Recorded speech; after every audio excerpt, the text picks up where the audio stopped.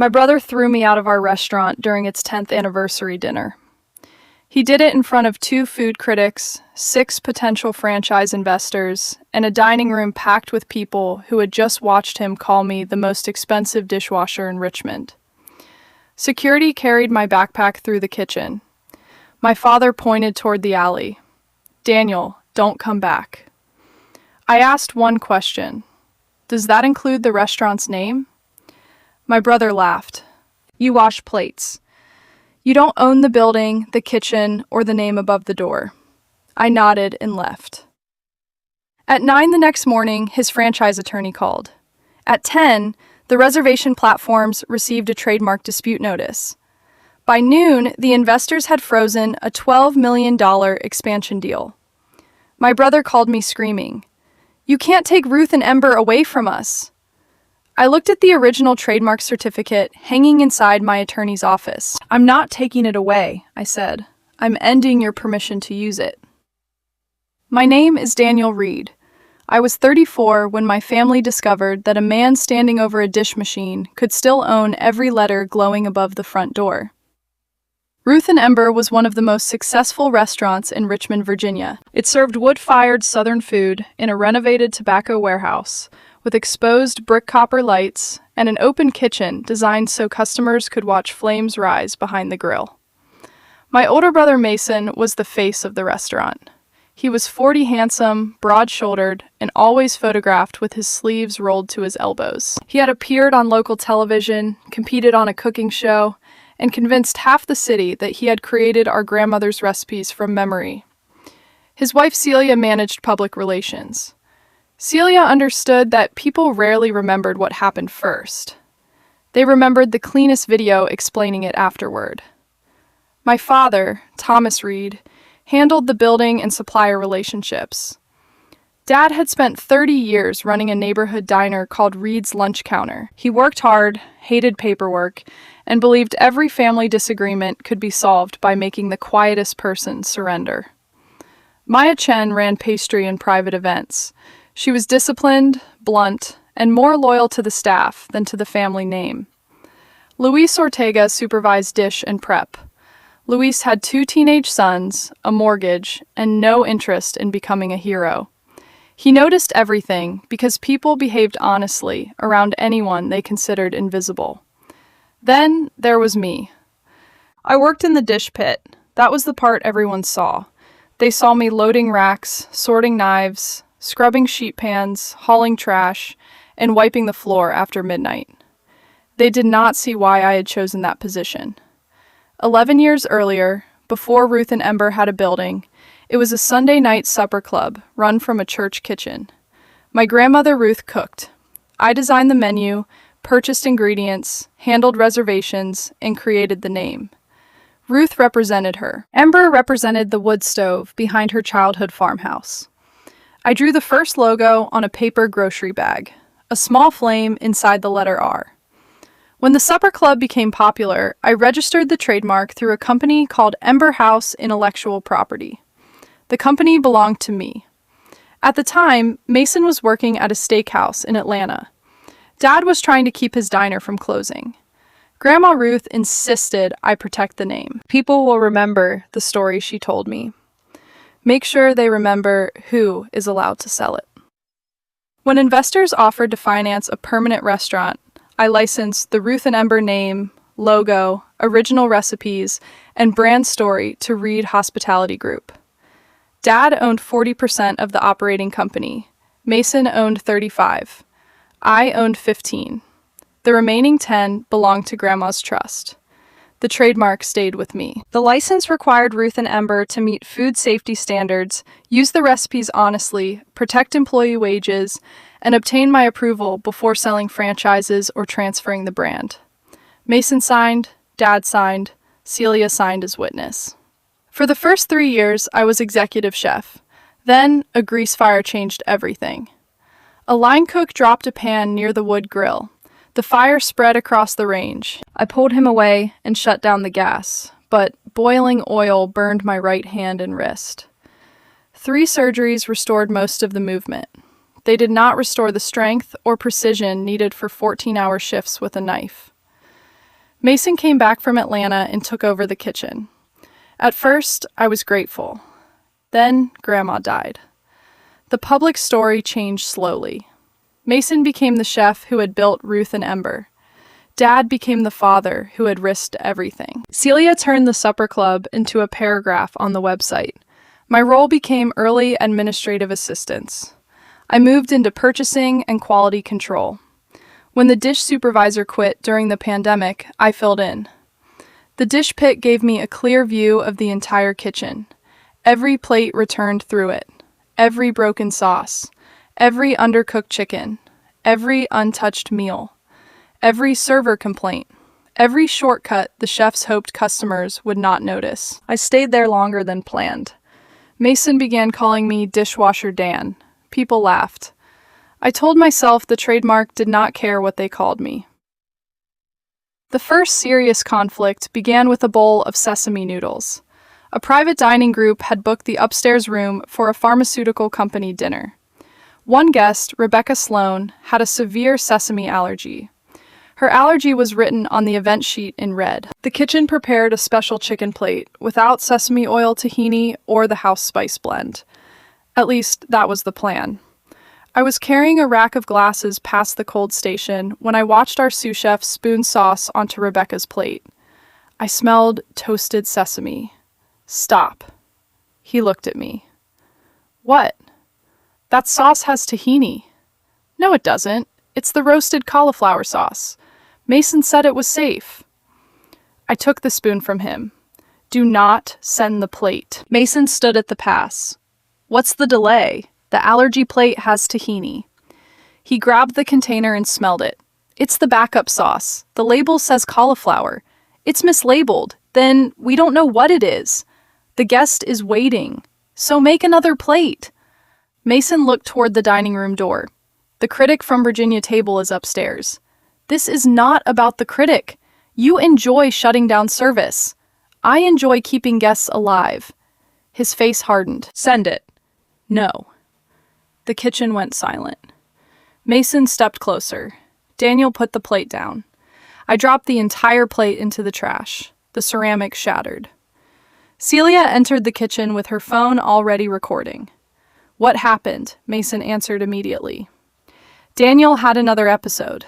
I stopped an allergy plate. Celia turned the camera toward the broken dish. You threw a customer's dinner on the floor? Into the trash. Why? It contains sesame. Mason said, We don't know that. I looked at the sauce container. Then taste it. He did not. Maya walked over, dipped the end of a clean spoon into the sauce, and touched it to her tongue. Sesame, she said. Mason glared at her. She continued. And cashew. Rebecca's allergy sheet listed tree nuts, too. We prepared another meal. She ate safely. The dinner finished without incident. The next morning, Celia posted a 30-second kitchen clip. It showed me taking the plate and dropping it. It did not show the allergy sheet. The caption read, Pressure affects everyone differently. Last night, our team protected a private event after a longtime family employee disrupted service. We remain committed to professionalism and mental health compassion. Longtime family employee. Not owner, not founder, not chef. The clip spread. People called me unstable. One customer wrote that she had seen me wandering near the trash for years. A food blogger asked whether Ruth and Ember allowed an untrained relative to interfere with chefs. Dad called me into the office. Apologize. For stopping the plate. For losing control. I did not lose control. You smashed it. I made sure no one served it. You could have handled it quietly. I tried. Mason leaned back in Dad's chair. You wanted everyone to see you overrule me. I wanted the plate remade. Celia folded her arms. Rebecca's company saw the video. Did they see the allergy report? That is confidential. Then remove the video. No, Dad sighed. Daniel, you need to understand how this looks. I understand exactly how Celia made it look. Celia's eyes filled. You think everything is manipulation because you cannot accept that people are uncomfortable around you. Mason looked at Dad. This is why he belongs in Dish. I was suspended from kitchen quality review for 2 weeks. 3 days later, Rebecca emailed the restaurant. She thanked me by name. She had overheard the argument through the open kitchen door. She wrote that the original sauce contained 2 ingredients capable of causing anaphylaxis. Celia never posted the email. Mason replied privately and signed his own name. The second conflict began with missing tips. Luis approached me after closing. The Dish crew is losing money. Dish crew doesn't receive tips. We receive the support share from private events. How much is missing? About $4,000 over 6 weeks. I checked the payroll summaries. A new line had appeared. Event breakage recovery. Servers, bussers, dishwashers, and prep cooks were being charged for broken glassware, damaged linens, and customer refunds. The deductions totaled $18,600. In Virginia, deductions from wages required proper authorization and could not reduce workers below legal limits. I asked Mason, "What is event breakage recovery?" He barely looked up from his phone. Accountability. Employees did not sign deduction agreements. They signed the handbook. The handbook does not authorize this. Then update it. You cannot deduct money retroactively. He smiled. Thank you, Secretary. I placed the payroll report on the desk. Return the money. Most of the breakage occurs in Dish. Luis was standing in the doorway. Mason looked at him. You want to tell Daniel how many glasses your people broke? Luis said quietly. Not $18,000 worth. Mason's voice softened. You have 2 sons, right? Luis nodded. College soon. 1 next year. Then maybe do not involve yourself in an argument above your position. Luis lowered his eyes. I said, do not threaten him. Mason laughed. I'm discussing career stability. I traced the deductions into the accounting system. The money did not pay for broken glassware. It moved into a marketing reimbursement account controlled by Celia. She had used it to fund influencer meals. Employees were losing wages so online creators could eat for free. I gave Mason 5 days to correct the payroll. He did not. Instead, Celia posted an employee appreciation video. She hugged servers in the dining room. She handed Luis a grocery store gift card. The caption read, At Ruth and Ember, every team member is family. Luis was embarrassed, but smiled for the camera. The next day, I filed a formal written objection with the operating company and the payroll provider. The provider froze the disputed deduction program. Mason called an emergency staff meeting. He stood beside the bar. Because of an administrative complaint, event bonuses will be temporarily paused for everyone. People looked at me. A server named Kelly said, You got our bonuses canceled? No. I challenged unauthorized deductions. Mason shook his head sadly. Daniel always has a technical explanation. Celia added, Unfortunately, when trust breaks down, everyone suffers. For a week, employees blamed me. Then the payroll company completed its review. It restored $18,600 to 32 workers. Luis received $1,140. Kelly received $860. The company also discovered that Celia's account had paid for meals provided to influencers who were publicly described as ordinary customers. Celia called it promotional strategy. The employees called it their money. Mason's plan to isolate me failed, so he escalated. The third conflict involved a famous restaurant critic named Lawrence Pike. Ruth and Ember had been trying to earn a place on Pike's annual list of the South's 20 best restaurants. Celia learned the date of his visit through a publicist. For 2 weeks, Mason ordered better beef, local vegetables, heritage pork, and handmade butter. On ordinary nights, Ruth and Ember had quietly begun purchasing frozen vegetables, commodity meat, and pre-made sauces from a national distributor. That was not illegal. The lie was. The menu still claimed every major ingredient came from farms within 100 miles. The website featured photographs of local farmers we had stopped buying from months earlier. I found the invoices while reviewing a refrigerator repair warranty. I asked Dad, why did we stop buying from Bell Creek Farm? Their prices increased, then remove them from the menu. Celia says customers value continuity. That means the story. It means the brand. The brand license requires accurate sourcing claims. Dad's face tightened. Do not start talking about the license. Why? Because Mason has one chance with Pike. So, for one night, we serve the food we claim to serve every night. Mason entered carrying a box of heritage carrots. What are you complaining about now? The menu is false, he smiled. Customers buy an experience. They also buy dinner. Every restaurant adjusts suppliers, then adjusts the description. Celia walked in. You want us to announce that small farms became too expensive? I want us to stop using their photographs. Do you know how damaging that would be? To whom? To the community. The farms already know we stopped buying. She looked toward Dad. Daniel is threatening the anniversary campaign. I had not mentioned the anniversary. That told me something larger was happening. I searched the company's shared legal folder and found a franchise presentation. Mason and Celia planned to sell 20 Ruth and Ember franchises across the Southeast. The projected deal value was $12 million. The investor materials claimed exclusive ownership of the Ruth and Ember name recipes and logo. My company, Ember House Intellectual Property, was not mentioned. My approval appeared on the franchise authorization. I had never signed it.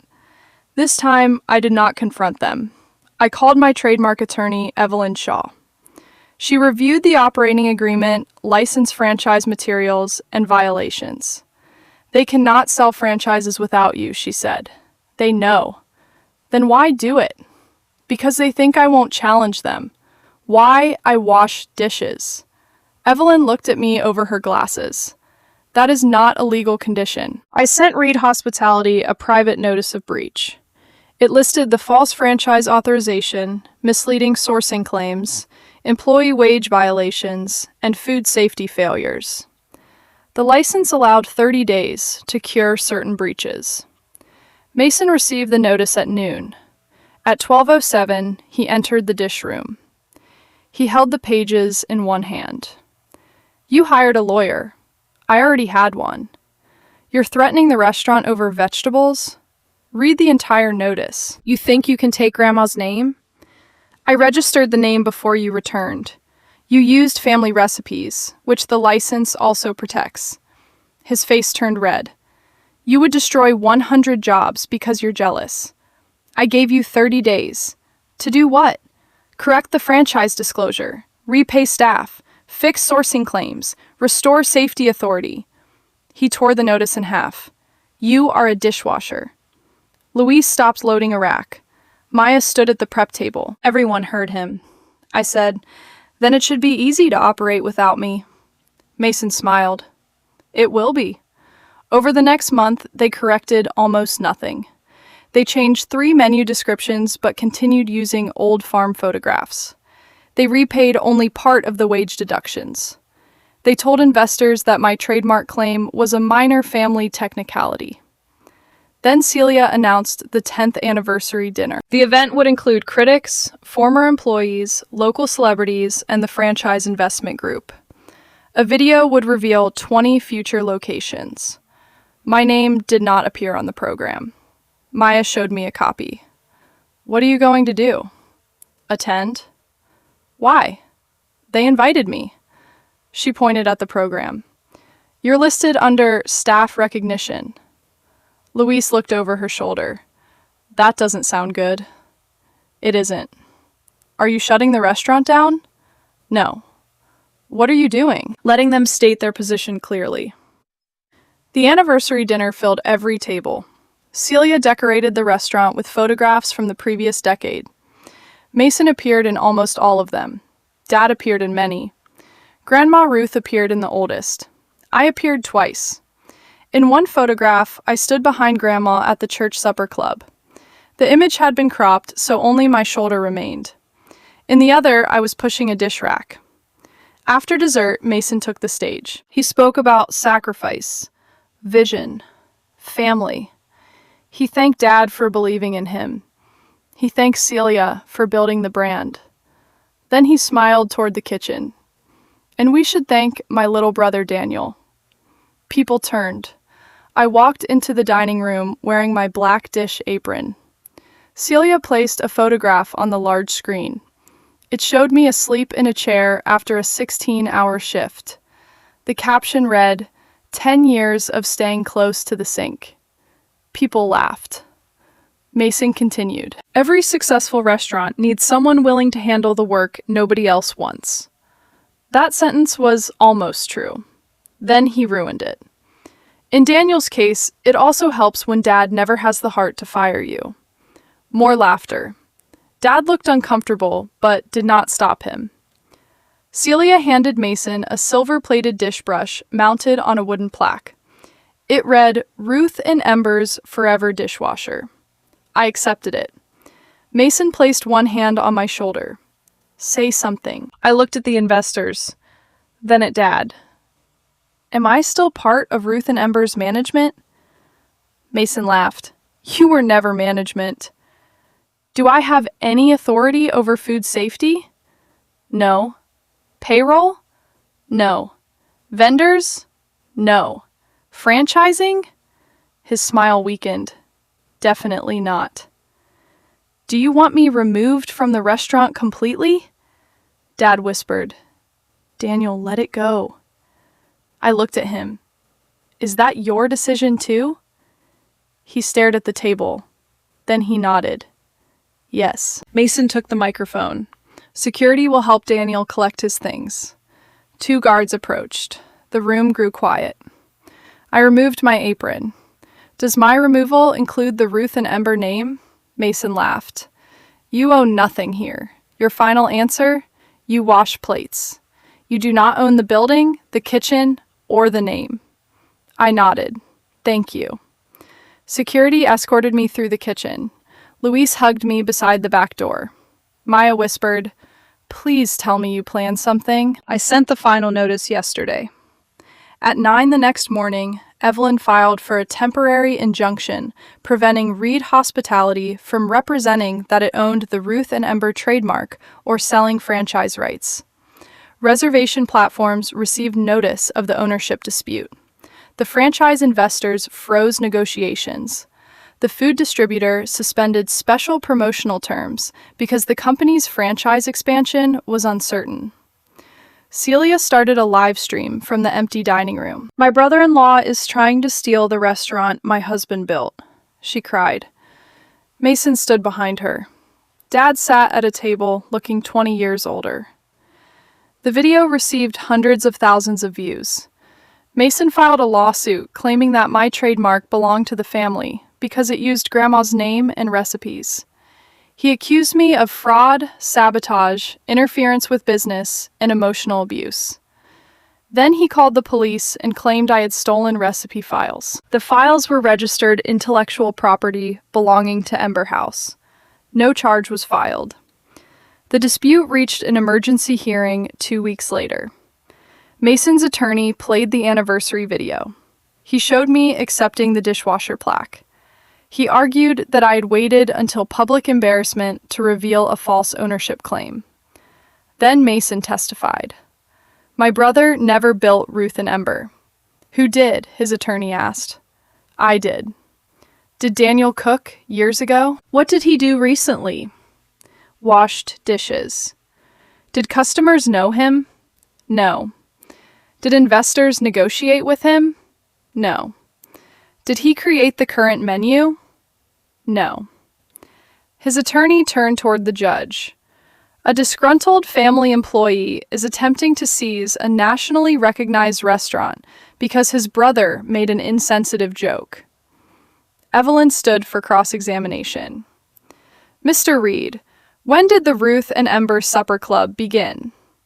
11 years ago. Where were you living? Atlanta. When did you return to Richmond? 2 years later.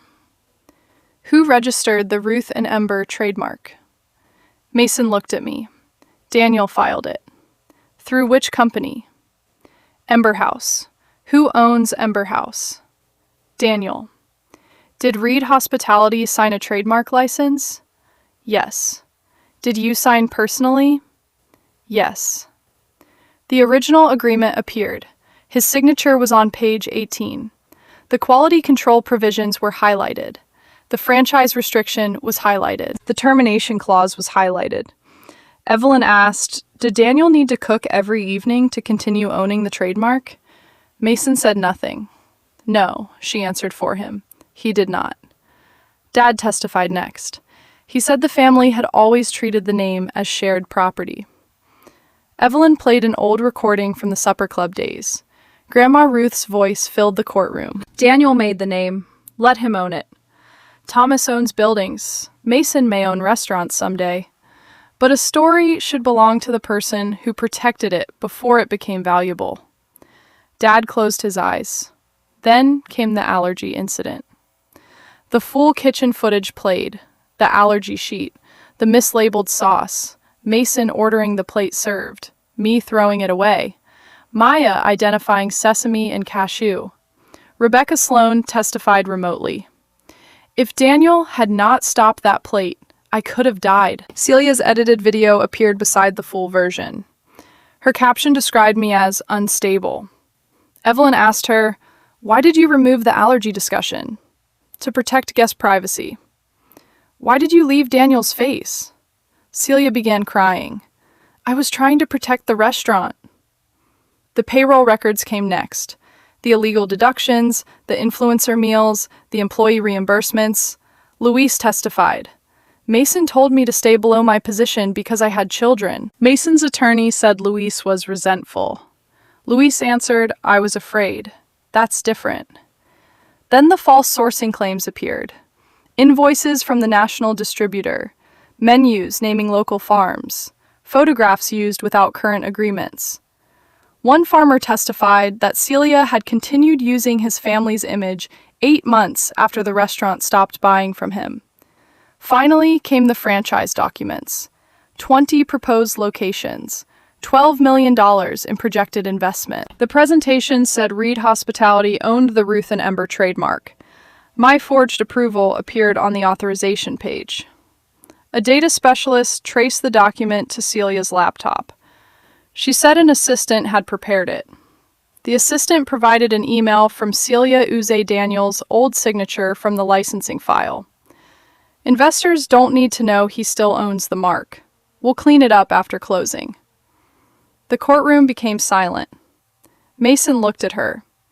"You told me legal had approved it," she whispered. "You knew Daniel had it." Their alliance cracked in one sentence. The judge granted the temporary injunction. Reed Hospitality could continue operating the existing restaurant only under court supervision while the dispute was resolved. It could not sell franchises. It could not claim ownership of the trademark.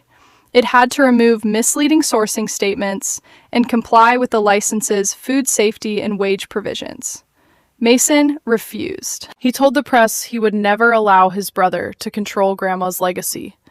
He removed the Ruth and Ember sign himself and renamed the restaurant Mason Reed Kitchen. Without the established name, reservations fell. The investors disappeared. Several chefs left. Customers who had defended Mason online became less enthusiastic after the full allergy video and payroll records became public. Mason Reed Kitchen closed 9 months later. The building was sold to pay company debts. Dad lost most of his investment. Celia and Mason divorced before the final civil case ended. She claimed he had pressured her to falsify the franchise records. He claimed she had created the entire campaign. The court found both responsible for different parts. Neither went to prison. Not every cruel or dishonest act becomes a crime. They paid civil settlements, legal fees, wage reimbursements, and damages to several vendors and employees. I did not reopen Ruth and Ember immediately. For nearly a year, the name remained unused. People expected me to sell it. One restaurant group offered me $3 million. I refused. Instead, I met with Maya and Luis. We opened a smaller restaurant in the old church building where the supper club had begun.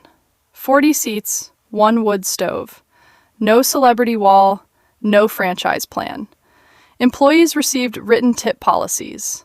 Supplier names changed when suppliers changed. Allergy plates required 2 signatures. Maya became executive chef. Luis became operations manager and received an ownership share. I handled the books, licensing, and quality control. I still washed dishes on busy nights. The first review said, "The owner spent half the evening in the dish pit." They meant it as a compliment. Dad visited 3 months after opening. He stood outside beneath the new sign. Ruth and Ember. Same flame inside the R. Smaller letters. He entered after lunch service. I was stacking clean plates. "You kept the name," he said. "Yes." "You could have licensed it back to Mason." He rejected the conditions. He thought you were humiliating him. He humiliated himself to prove I had no authority. Dad looked toward the dining room. Maya was explaining the evening menu to the servers. Luis was reviewing reservations with his oldest son, who now worked part-time at the host stand. "This place looks like the old supper club," Dad said. That was intentional. "Do you hate your brother?" "Sometimes." "Do you enjoy that his restaurant closed?" "No." Dad looked surprised. "I enjoy that employees get paid correctly. I enjoy that allergy notes mean something. I enjoy not lying about farms." He nodded slowly. "I should have stopped the anniversary speech." "Yes." "I thought Mason needed the room to respect him." "So you gave him permission to make me smaller." Dad looked at the stacked plates. "I did think you were wasting your life back here." "I know. Why didn't you tell me how much you still controlled I did? You called it paperwork." He did not argue. That was the closest we came to an apology that day.